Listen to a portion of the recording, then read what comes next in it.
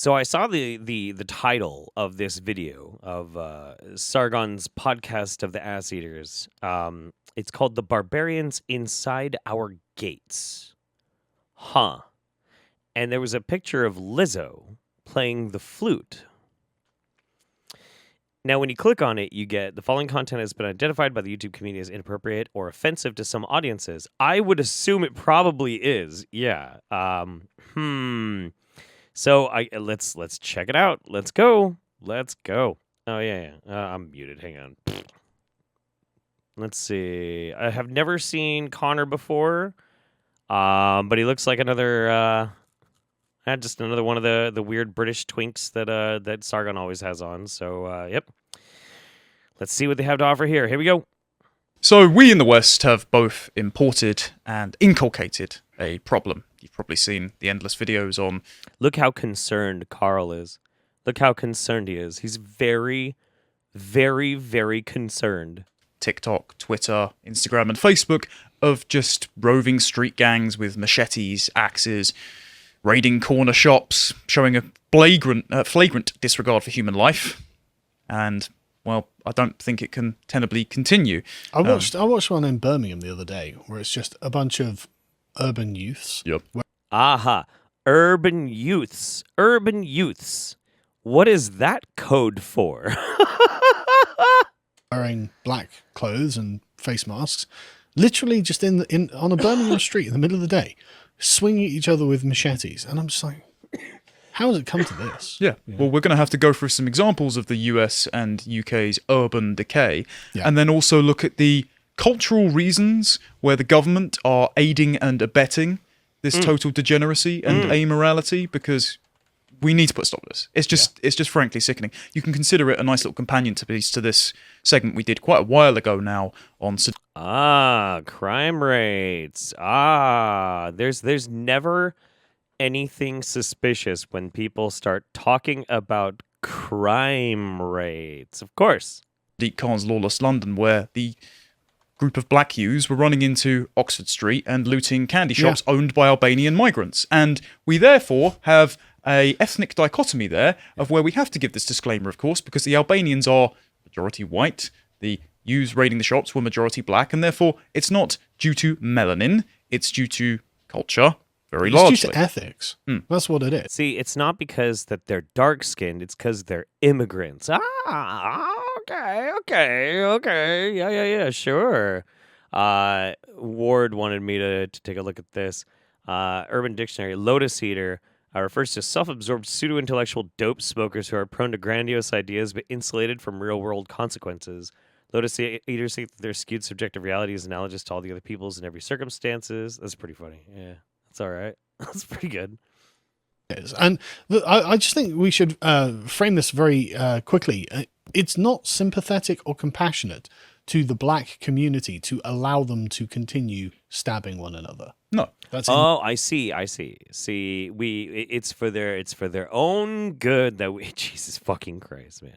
Scroll down. Is there better ones in Urban Dictionary? I'll look in a second here. No way good for them, and it's a complete dereliction of duty on the part of the authorities. Yeah, it's farcical to say Black Lives Matter when young black men are getting shot in Chicago, stabbed in Brixton, and more black babies are aborted than born in New York. Yeah, but I mean, if this was happening in my community, the English community, I'd be demanding the most harsh policing you can imagine. I'd be like, look, I want police on every corner, stopping every child and taking every weapon. And you wouldn't say, oh, that's racist, because it wouldn't be racist. It would be necessary to stop the kids killing each other. Yeah. And I say this as a father, like, police the children if they need policing, for the love of God. So if we go on to... He cares a lot. The bottom one, Lotus Eater, a person who enjoys act of rimming, eating ass, often use it as an insult. Oh, dude, Jeff is such a Lotus Eater. Very clever, guys. Very clever. That's good. That's very good. For our first example, start off a light-hearted one. A guy got his house raided for drugs, and in the waning days of Boris Johnson's prime ministership, he showed up at the drug raid. So did he? Yeah. Look, Okay. there he is. and things are just treated kind of as a joke now. Well, yeah. It's like, my house is being raided because I'm holding an illegal substance, no matter your feelings on drug decriminalisation, and the Prime Minister's just there for a photo op. I can't help but notice that when Boris went to Ukraine, he didn't wear a stab vest. When he's in London, he is wearing a stab vest. Yeah. Very interesting. Big think, no consequences there. Yeah. If we go to the next one, a very recent example, which already brought to my attention, a drill rapper is killed. His girlfriend told us he was a family man, an upstanding pillar of the community. Turns out he was in a machete fight with his gang rivals. Didn't he start the machete fight? I believe so. Yeah. You know, honestly, this whole aspect is so fascinating to me. I'm wondering about London crime statistics. Is crime? Well, I mean, we've got a couple of people who live either in London or just outside of London. Are the crime statistics getting worse in London or what? Because, like, look, violence comes and it goes, it rises and it falls, and, like, I get that there can be a very complicated conversation about this. I totally understand. Totally understand. But do I trust Sargon, of all people, to accurately describe it? I don't. And also, I'm not English, so I can't really speak to it myself unless I educate myself on it. Yeah, if you scroll up a little bit, John, after launching a machete attack. So it's like live by the machete, die by the machete. Yeah, he was found with stab injuries on Wine Road after police were called to the brawl in nearby Overton Road, which locals likened to a, quote, war zone. It's just sympathetic and it's compassionate to just let them war like that. It's just compassionate. It's the progressive thing to do, to let them do this to each other. Yeah, why are we turning our neighborhoods into basically the Liberian Civil War where people... Yeah, you know, here's the thing. Look, and I mean, this is just like telling on myself here in fucking United States and everything. But, like, that's 2017. I mean, we can look a little bit more recently, but, like, you know, Chicago is way fucking worse. Philadelphia, that doesn't surprise me at all. Vegas doesn't surprise me. Dallas doesn't surprise me. I'm surprised San Diego is on there and New Orleans isn't. That's very weird. Very weird. Oh, well, I'll try and find more recent statistics. There we go. People are running around with knives in broad daylight. It's madness. So then there's the next one. Did you hear about the Leicester police stabbing? Leicester Square? I heard about it, but I never looked into it. Okay, well, he was identified. Can we scroll down slightly, John, just so we can get a name? Mohammed Rahman. Oh, yeah. Fantastic. Gotta make sure you get the name in there, of course, that's right. Yep. Nothing suspicious about this at all. So, like, okay, they're just gonna go through a bunch of crime statistics. I gotta be honest with you. Actually, not even gonna go through crime statistics as far as I know. I was gonna watch more videos of people who are oddly not white committing violent crimes. Okay. Marginally worse, but it's mostly down to the police being underfunded and directed towards lesser problems. Makes sense. Okay. Oh, yeah. Hang on. We got ourselves a bot. Son of a bitch. Fucking bots are absolutely not... they're being very rude right now. I'm trying to record a video, and here they are trying to share the best adult site. Okay. Let's go with that. Bye. All right. Let's see. No. Can I pay for my sandwich? It looks like the early days of zombie apocalypse in here. Pick a time, please. So I thought then we'd go on to exactly why this is happening in America and what's wrong with it. I can see your face already. God, yeah. You've been introduced to the gelatinous mass called Lizzo, haven't you? I have heard of Lizzo. Oh my god. Okay. Gelatinous mass called Lizzo. Wow. What a fucking prick you are. Jesus fucking Christ. Yes. So she's one of the most popular musicians of our day and age, a true artisan. A representative of the youth. Well, she sees herself as a representative of the black community and black culture. And so I thought we'd listen to the horse's mouth of exactly why... Okay, I don't necessarily think that Lizzo... I mean, maybe she said something about that, but, you know, like saying that she represents all of the black culture, I don't think so. I really don't think so. That girl was twerking in the background of that violent video, shall we? Man. I want you to know where twerking came from. I think everyone should know where everything comes from. You should know where your food and water come from. You should know where your clothes come from. It's important to me to keep the origin story of twerking alive. So here's some farm to table for that ass. So funny. Modern day twerking derived from black people and black culture. It has a direct parallel to West African dances like mapuka. Traditionally, mapuka was a dance for West African women to be used as a celebration of joy, Cool. Yeah, cool. What's wrong with that? religious worship, or a dance to do at a wedding to show you were DTF or DTM. Down to Mary, down to Mary. Get your mind out the gutter. Black women carried these dances across the transatlantic slave trade to the ring shout in what became the Black American church, into the hips of Ma Rainey and Bessie Smith when they sang the blues, into the bounce of Josephine Baker's banana dance, from jazz dance to jitterbug, from shake your tail feather to shake your thing to that thing thangin'. Black people carried the origins of this dance through our DNA, through our blood, through our bones. So the blood and soil argument for sexually promiscuous dancing. Okay. Wait. You fucking dorks are the ones who are always talking about how people need to, like, maintain their cultures and their traditions and shit like that. And she's literally showing you that there has been, you know, tribal dances like this for a very long time, and they're preserving their culture. But we don't like it because it's a bunch of black women shaking their booty.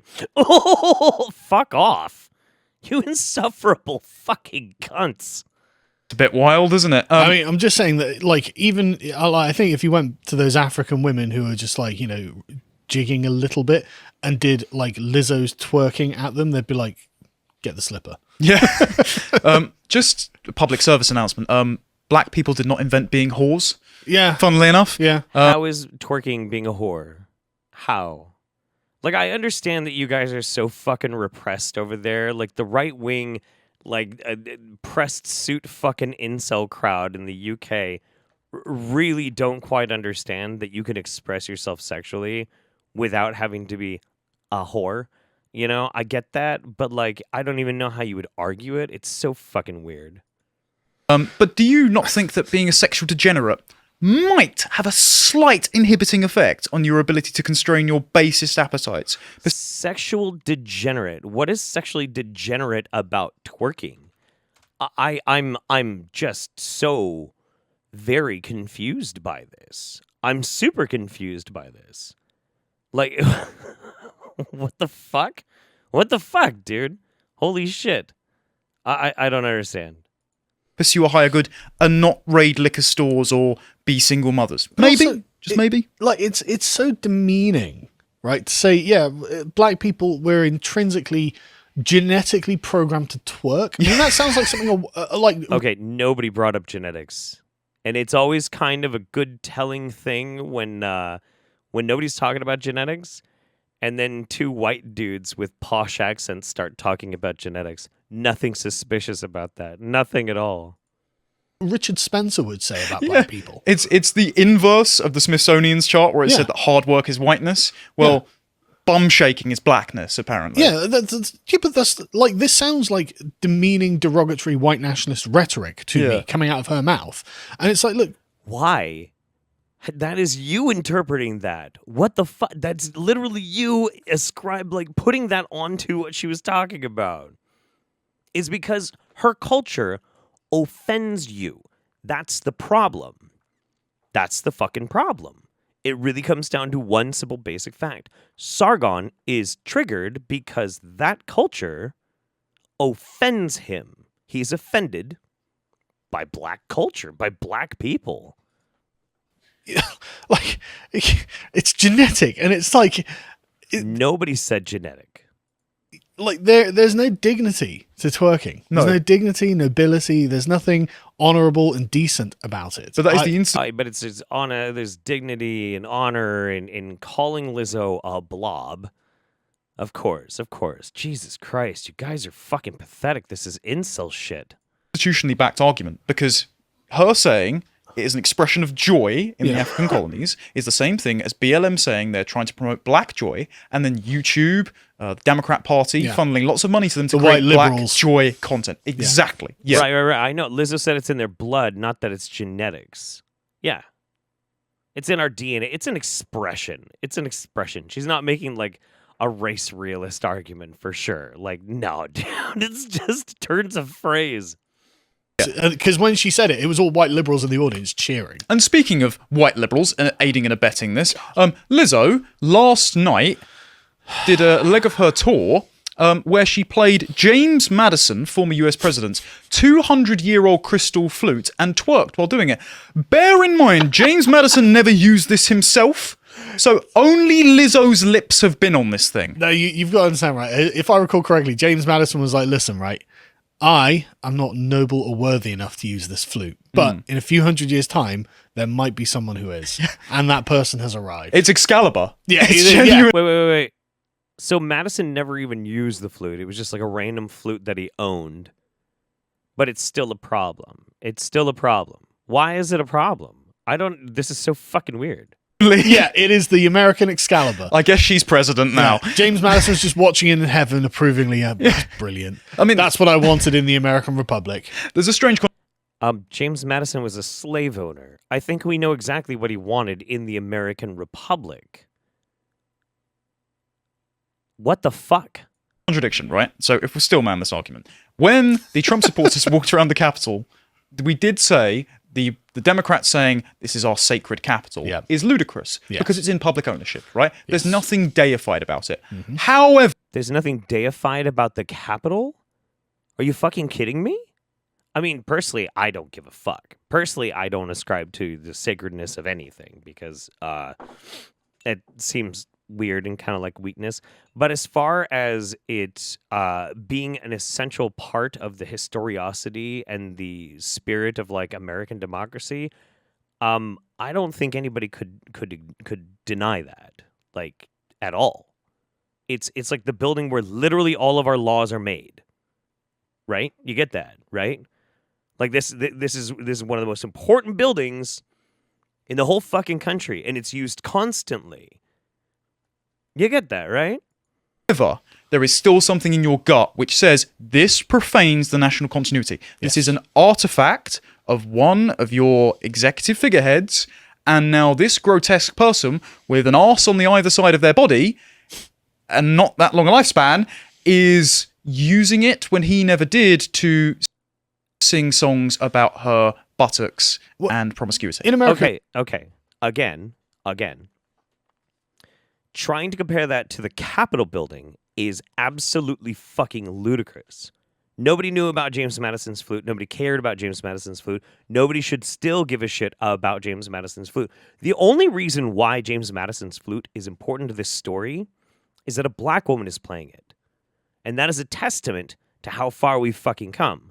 Because we went from James Madison enslaving people to now having a free woman who's a classically trained flautist playing his flute. Now, you can say this is an insult to James Madison. Good. Fuck James Madison. Fuck him. Who gives a fuck? I really don't understand how in the fuck anybody thinks this is a grand insult to, like, America. You could say it's an insult to James Madison, in which case, that's a good thing. It's not to say that there isn't anything about America that is sacred or isn't sacred. It's that the government isn't sacred. Yes. That's the important thing. You know, the founding fathers, the principles, the Constitution are sacred to Americans. And so this is... How is this anything to do with okay, no, the founding fathers are not sacred to America because the founding fathers are not America. They're America's history. Do you understand? Like, America is an idea. America is a concept, one that has to be very, very carefully protected. We don't give a shit about James fucking Madison. Why would we? The only reason why we should care about James Madison is because of the history that he took part in that we could then look at and examine, understand, interpret, and move on from. It's a form of a sacred artifact to Americans. Yeah. Oh, yeah, James Madison sold his own child into slavery. That's right. Yeah, I forgot about that. State building, no, that's just a building. You know, that's the point. The sovereignty resides within the people. Yeah, if this went the other way, he'd be like, it's the most sacred place and blah, blah, blah, blah, blah, blah, blah. Like, would Carl be okay with a storming of, like, Parliament? No, of course not. This is an attack. This is an attack on the spirit of Britain.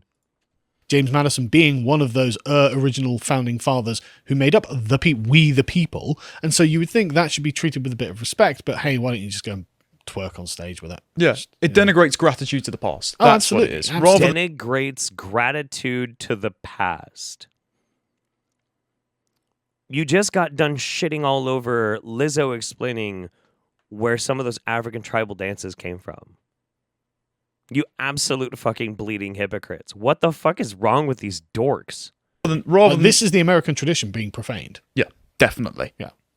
But we're saying that. Wait. How is it the American tradition being profaned? James Madison never played the flute. He never played the flute. So how is it being profaned? What the fuck? I put something about that. If you scroll up slightly, John, my original tweet, nothing particularly. How can you watch this and not think that it profanes the national continuity of the American Republic? Con_Tomlinson. I want to remember his Twitter handle because I'm gonna fuck with this guy. Tomlinson. Jesus fucking Christ. Outlandish. Scroll down, and the reason I pulled this reply up is because, Liv Lever heads up Blue Beyond, Conservative Party youth activist based, and she's saying, seeing as how she has a net worth around 12 million, Lizzo contributes quite a lot. Yeah? Yeah, loads of people are idiots. Loads of people have poor taste. Yeah. It's an appeal to popularity like fallacy. Lots of evil people. It's not an appeal to popularity fallacy. If she has a net worth of around 12 million, that means she pays a lot of fucking taxes, or at least she should. She probably pays a lot more taxes than most of the fucking business people. An appeal to popularity is a clear fallacy. Ugh. God, dude. Okay. This fucking dork is one of those dudes who's like, I've identified a logical fallacy. Thus, I have won the argument. I fucking hate people like this. They're so annoying. People have lots of money. Look at Bill Gates. Yeah. But there's also, and we don't need to click on the likes here, but some of the likes and replies to this were all Adam Smith Institute employees or Conservative Party it's just parliamentary economics. assistants. It's just economics. That's all life consists of. Yeah, and you wonder why we see Sargon has literally said that economics is everything, but whatever, it's fine. over in the Conservatives in the UK, the unwillingness to deal with Sadiq Khan, Labour Mayor's lawless London. Yeah. And in the US, we see the Democrats aiding and abetting this within their cities, and it's just this complete amoralism to both the cultural degeneracy and the actual physical knife and axe attacks. This is why the libertarians are no real assistance in the war against the continual moral degradation of the West. Yeah. Like if you can only see things in the very thin frame of economic contribution, then what can I say? That's you're not a moral quite agent. literally an argument that fucking Sargon has made. That Sargon has actually made himself. Now look. Lizzo is a classically trained flautist. She is absolutely fucking incredible at music, not just like her hip hop music, but an actual artist. She's fucking fantastic.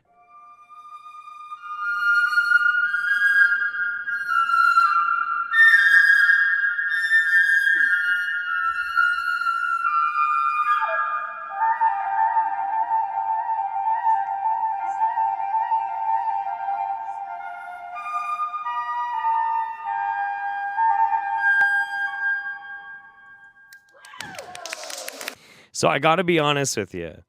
Having this incredibly well-trained classical musician who just happens to get kind of sexy and sings about some pretty fun shit sometimes, being more of a representative of American values and culture than these two fucking incel dorks vaguely and badly cloaking their fucking racism.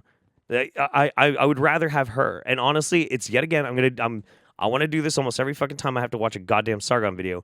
I really want to keep pieces of shit like him and his whole like podcast full of dorks out of America, because I don't think that they espouse the same things as American values. In fact, I find them to be extremists. I find them to have a dangerous ideology, and I hope they never set foot in my fucking country again. It'd just be nice if he'd also stop talking about it too. But anyway, fuck Sargon, fuck all of his little weird twinks. Just obnoxious little shits.